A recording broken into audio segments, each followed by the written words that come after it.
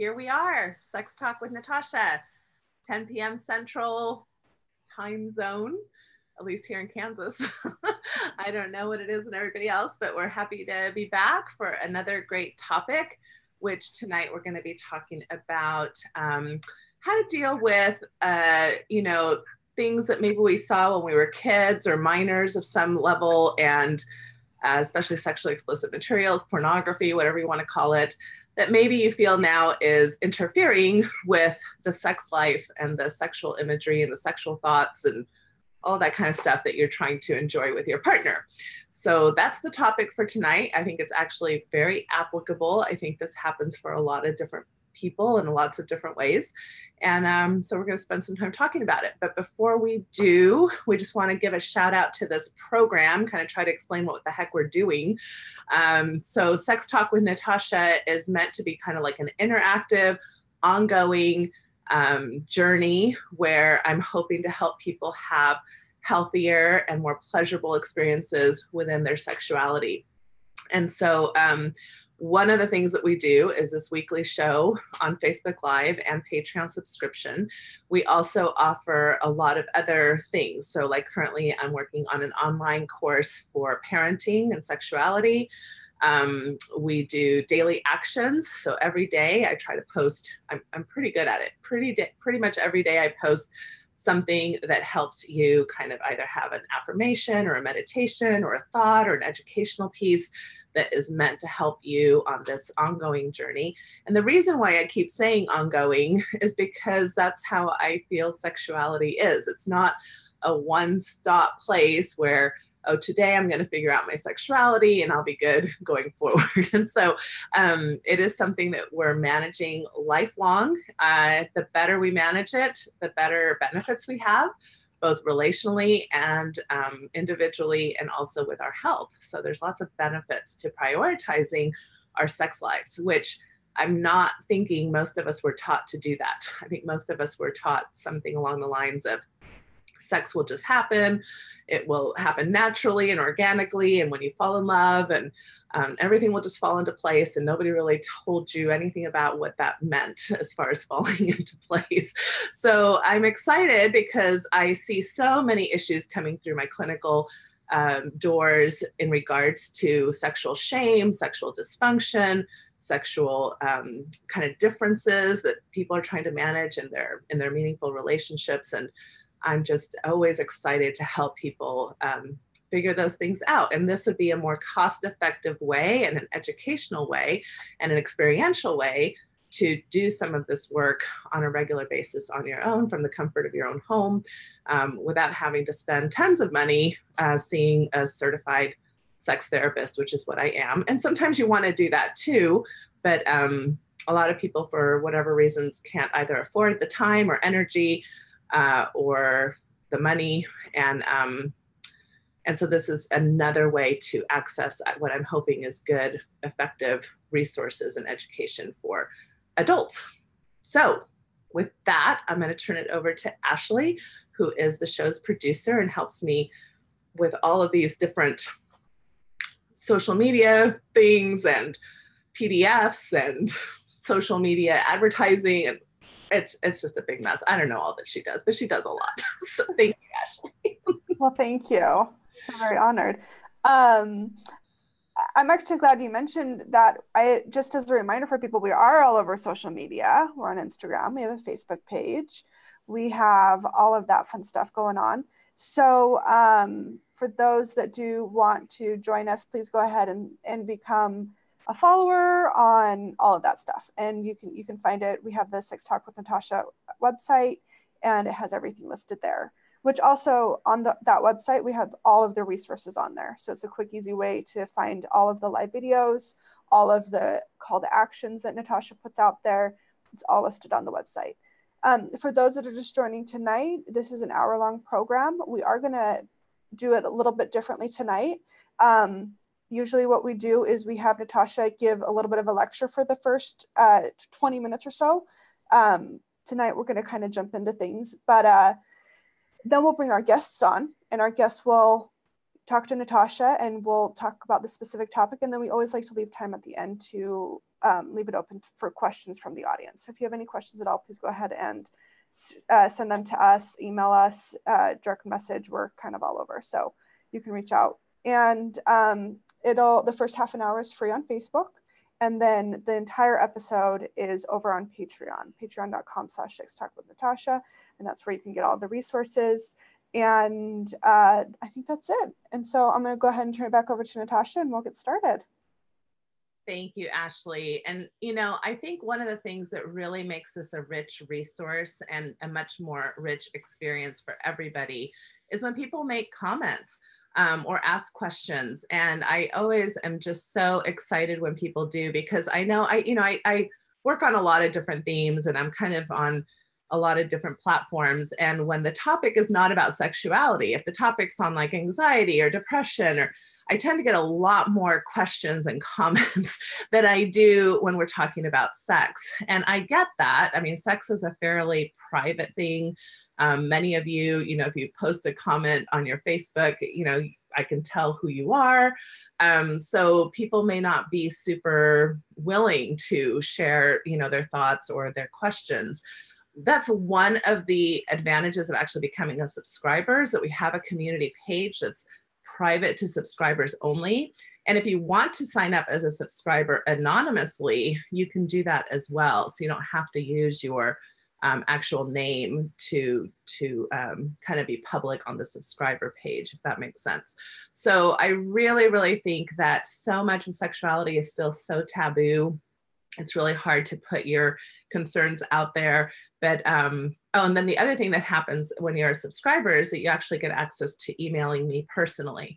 And I do a fairly good job of getting back to people within at least, you know, a week, if not, well, so far I haven't had to wait longer than that. So that's another way to just be very private about maybe some of the questions that you're having and concerns that you're having. So just throwing that out there.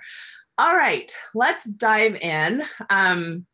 We have Carl and Cassie joining us tonight. And the only bullet point I really wanted to make, just to start out with as far as a blanket statement, is that when it comes to sexually explicit materials, which most of us call that pornography, and most of us think of that as like video or kind of photographic, you know, like the Playboy or Penthouse magazines or Playboy videos, what's all like Pornhub, you know, all these different things that are out there. I mean, there's just thousands of things out there.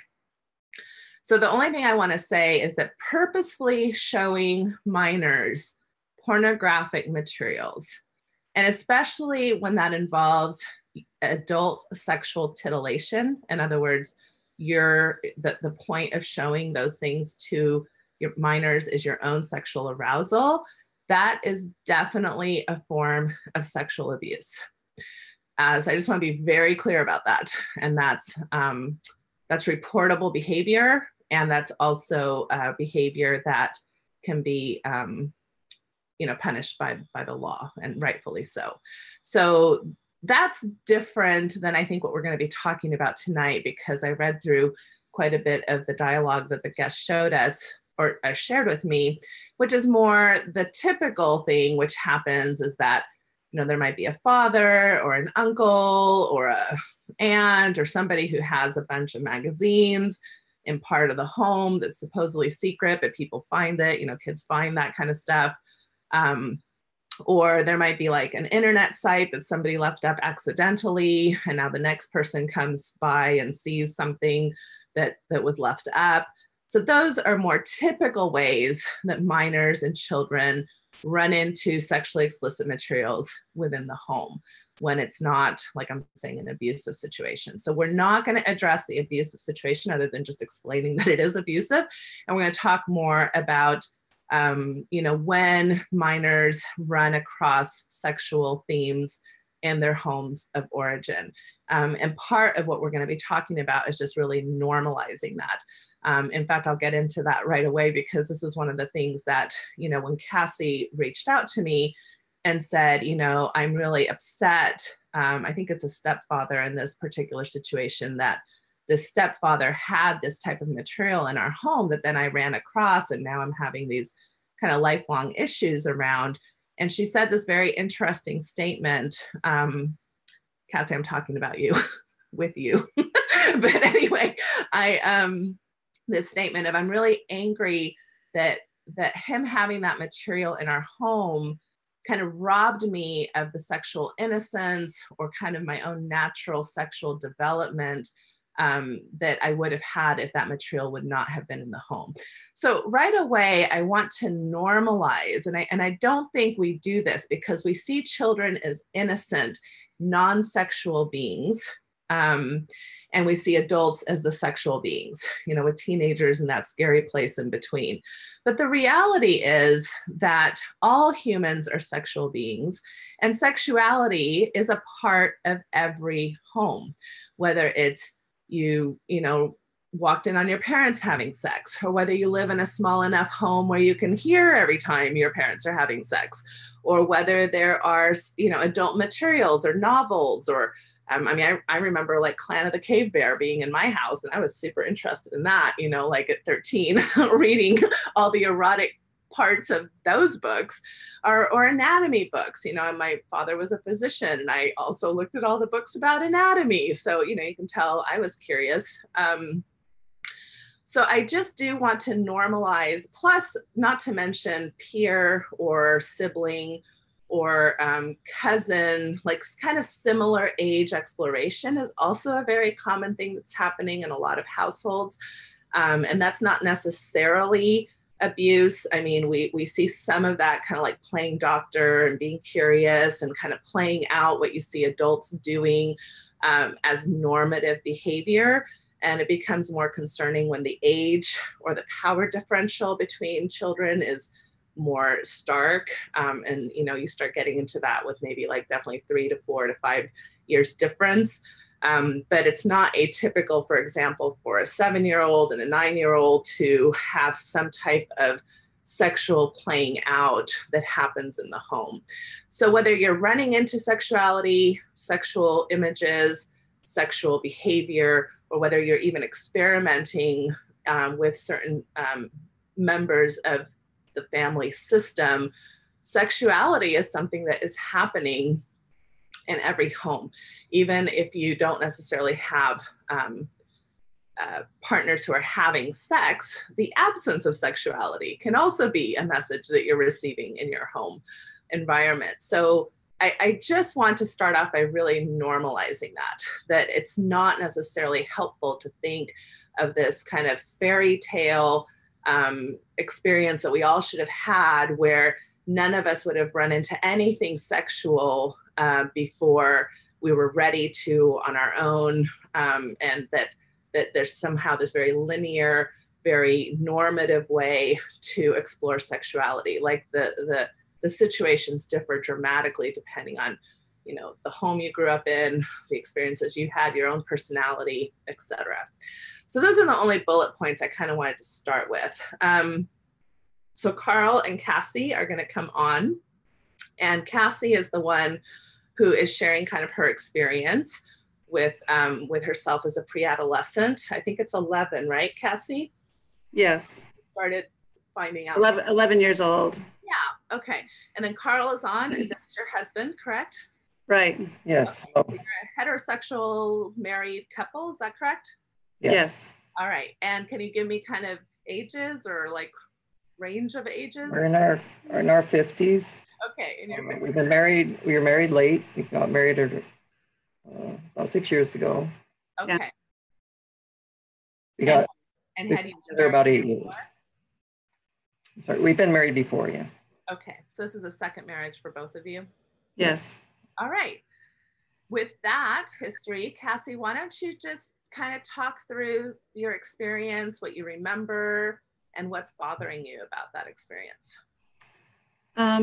Well, the material that I found, originally before my mother and stepfather married, we used to go to his house and spend the night, and I would camp out in a spare bedroom. And there was a built-in bookcase in that bedroom, and there was lots of just plain old hardback novels and and other kinds of books. And these were a couple of paperback novels that, you know, had already gone to sleep. They were already in bed. It was late and I was not sleepy. So I was looking through the bookcase and came across these novels. And I just started reading them thinking that it was just a novel, and was really educated. And so we went over there probably twice a week before he moved in with us. And so every time we went over there, of course, as soon as they went to bed, that was the first thing I did, was pick up that book and start reading it.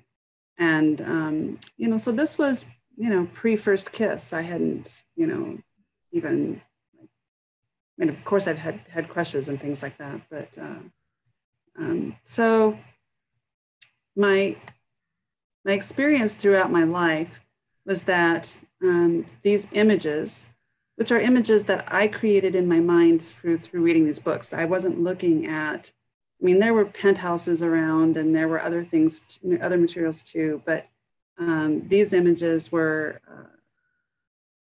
you know, very detailed storylines, right? So as an adult, these images at any time of sexual arousal came into my mind. And I can honestly say, I'm not sure whether the sexual arousal happened before or after, you know, maybe both, you know, it could have happened in both ways. But it was always there. And as I got older, and I just got tired of that, and I didn't want that in my life, especially after we got married. I thought, I don't want this tainting this situation. For me, it's all wrapped up in lots of other things that were going on in my past. This is sort of like a new life for me. And I just don't want it to be part of it anymore. But what happens is I try to not allow those images in, and I just shut down. Like I can't maintain sexual arousal very well. I enjoy sex, but it's very pedestrian for me because I'm so busy trying to manage this other thing. And you also don't actively desire sex, you know, just out of the blue. Right. Can you repeat that, Carl? I'm sorry. She also doesn't just want sex. She doesn't think of it out of the blue saying, let's go have sex. Right. That just might be menopause. I don't know.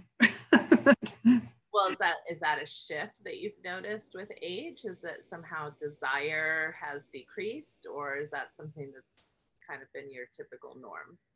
I've always had a fairly low libido, I think, compared to what I hear from other people. But that was not the case when we first got married. Okay. Do you mind sharing a little bit about, like, if we try to just pay attention to your biology only, how often would your biology kind of say, I've got an itch I'd like to scratch, I'm horny, or I have desire? How often would that happen for you, do you think? It doesn't really happen. Okay. And what about the difference between spontaneous desire versus responsive desire? So in other words, if it happens for your spouse and he initiates, at some point, do you have some type of desire kick in? Yes. Okay, great. That's phenomenal. So I think oftentimes we see ourselves as broken or problematic if we're not experiencing spontaneous desire. So spontaneous desire is mostly a biological thing, and some of our systems are more wired that way. But if your partner whom you love and you are excited to be around, you know, initiates, and you're like, I think I'm willing and I'm gonna experience responsive desire, then phenomenal. It's one is not better than the other. Like, they're both great types of desire. Does that make sense? Yes. Yes. And I think I caught on that you said at the beginning of your relationship there was maybe more spontaneous desire, which is fairly typical because that's when we're in that honeymoon phase of all the excitement and all the hormones of just being in something new. Is that Right.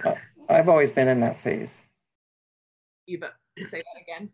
I've always been in that phase. I'm still in that phase. Is that Carl? Yeah. He's saying he's still in the honeymoon phase.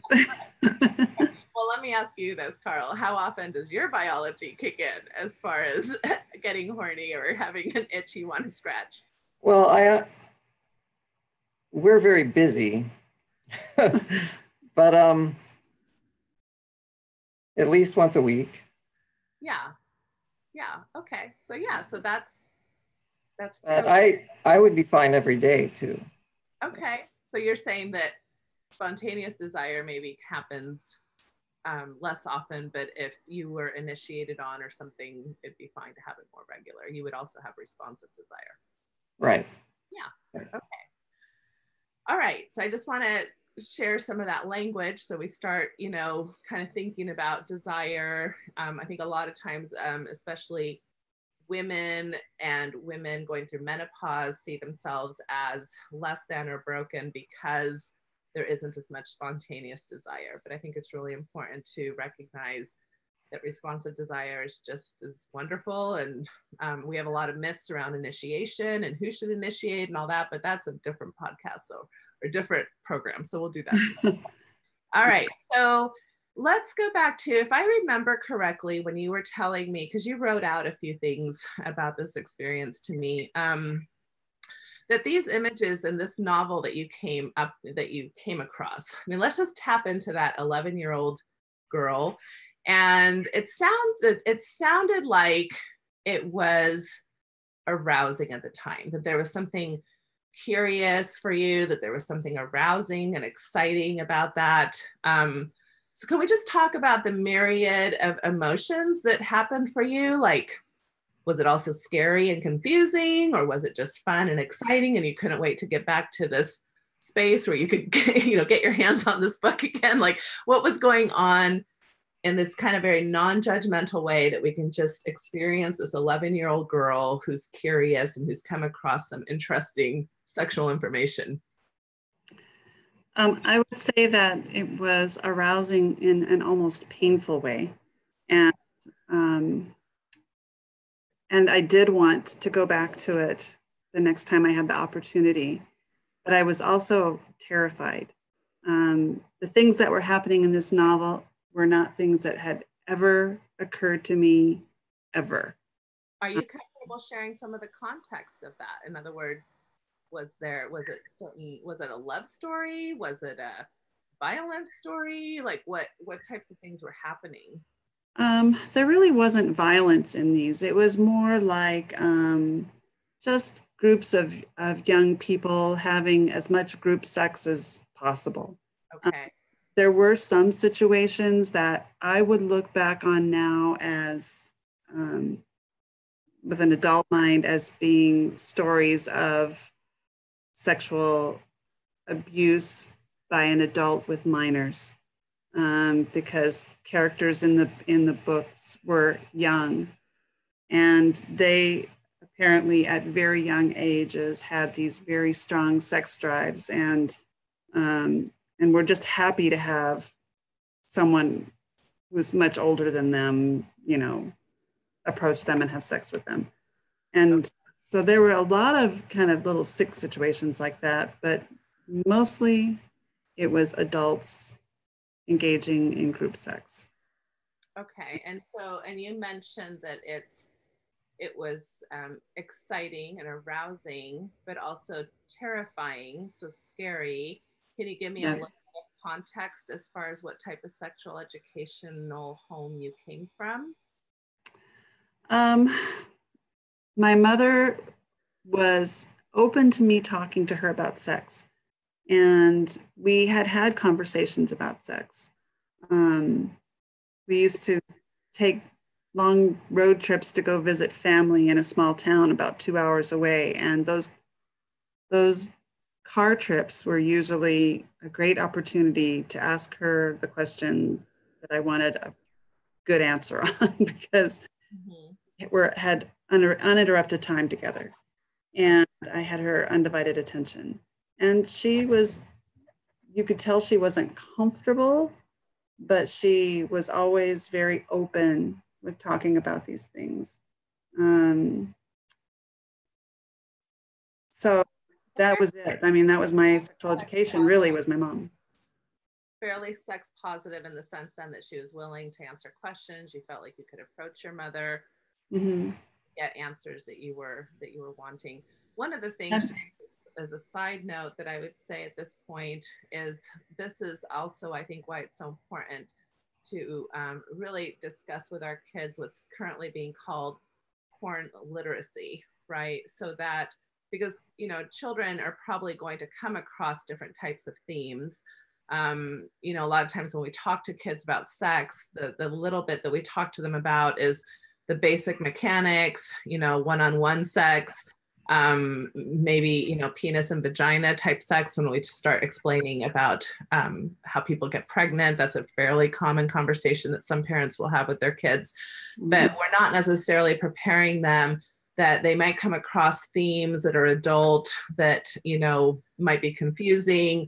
There might be more than one person involved. There might be, you know, same gender people involved. There may be, you know, like oral or anal or things like that. And not that you want to sit down with a 7-year-old and necessarily say, you might come across anal sex, but you can say things like, there might be things, if you come across something that feels confusing or that doesn't necessarily match what we've talked about, that's okay, because people do all kinds of things, and we can answer more questions if you have them, you know. So that would be kind of like one way to talk to at least younger children. As kids get older, you can talk more about the different types of sexuality in a much more detailed way so that they're prepared for coming across something like that. So I'm guessing when you came across that, some of those themes were completely new to you, and part of why it was terrifying.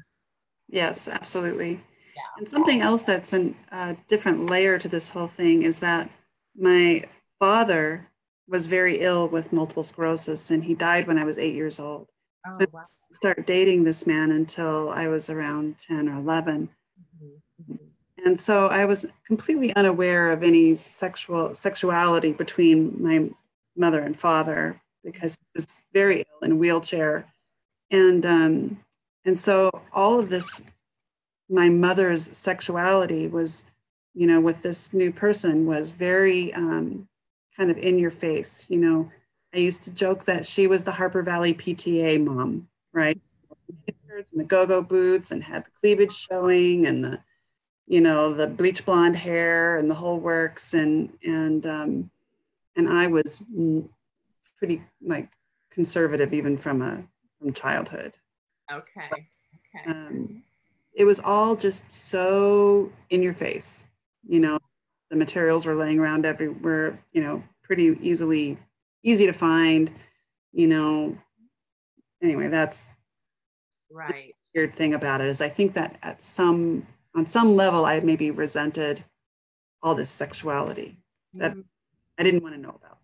Yeah, that's a really interesting perspective, because we usually talk about being open with your kids and making things available, but kids have their own personalities and their own kind of preferences themselves, right? And so if you've got a kid who's maybe more introverted, or like you're saying, maybe more naturally conservative and not as comfortable, you know, with nudity or things of that nature, then it can feel a little bit like an imposition, even though it's not necessarily a bad thing to be exposed to some of those things, or to even have a parent who's comfortable with their own sexuality, as long as that's appropriate and not abusive, right? So I know that we're probably getting close to the time of switching. So what I want to really move into, just to let the audience know what we're going to be talking about next, I'd really like to explore the possibilities of, I know that you've become very comfortable with the part of you that felt uncomfortable with these images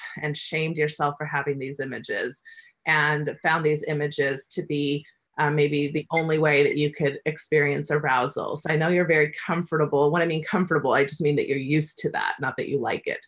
And so I'm going to want to explore with you the possibility of is there any part of us that can actually celebrate the part of your 11-year-old self who had erotic imagination, who was willing to explore this aspect of herself, even though maybe there came some negative connotations from that. So I'm going to want to explore that.